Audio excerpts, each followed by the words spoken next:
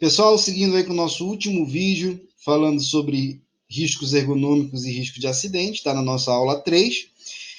Professor, como fazer o controle dos riscos ergonômicos, tá? Então, em decorrência do grande número de doenças e acidentes, tá? Nós temos aí a NR17, que trata justamente de ergonomia, tá? Então, você tem uma série de regulamentos, uma série de orientações visando reduzir os riscos ergonômicos, tá? A NR17, ela visa o estabelecimento de parâmetros que permitam a adaptação das condições de trabalho às características psicofisiológicas dos trabalhadores, de modo a proporcionar o máximo de conforto, segurança e desempenho eficiente, tá? Então, e também, pessoal, esse controle ele pode ser feito também com uma observação do ambiente de trabalho. Tá? Você verificar como é que está a questão de postura, você verificar como é que está a organização do teu ambiente de trabalho, não é só postura, como eu disse, mas também as questões psicológicas, a questão de como o ambiente de trabalho ele está ali recebendo aquele trabalhador. Tá? Então, dessa forma, a gente pode fazer uma análise de risco ergonômico e tentar controlar esses riscos da maneira mais eficiente possível. Tá? Então, dessa forma, a norma exige a realização da chamada análise ergonômica do trabalho. Tá?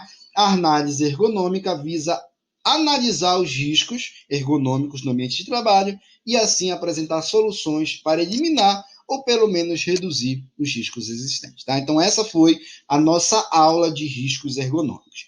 Vamos agora falar dos chamados agentes mecânicos ou risco de acidente.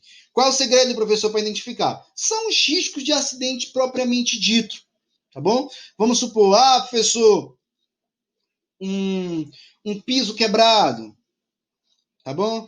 Uma iluminação adequada, problemas elétricos, tá? O prédio está com uma rachadura, pode causar um acidente, tá? Então, pessoal, a gente chama de riscos mecânicos ou risco de acidente os chamados agentes mecânicos, que pelo contato direto com a vítima vai manifestar aí a sua nocividade, tá? Então, são riscos de acidente: máquinas desprotegidas, tá bom?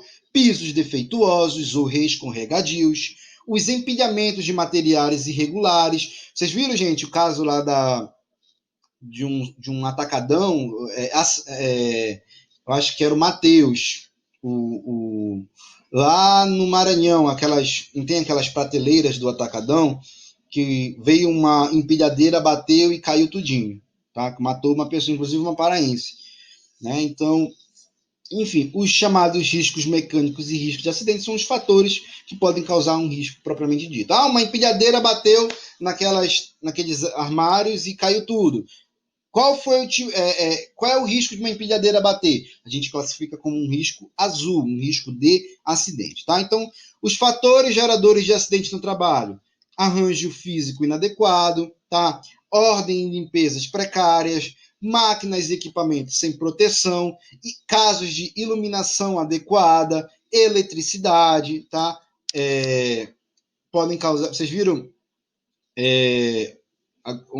Acho que foi ontem, o caso de um hospital que pegou fogo lá no Rio de Janeiro, um hospital federal, e aí foi constatado que a fiação, os materiais elétricos estavam completamente precários, não tinha extintor, os extintores estavam vencidos, tá? Então, quando você tem uma situação ali de risco precário, por exemplo, foi feita uma análise de risco e foi alertado que ali corria o risco de um incêndio, né? Então, nesse caso, havia, naquele caso, um risco de acidente, ou um agente mecânico, tá bom?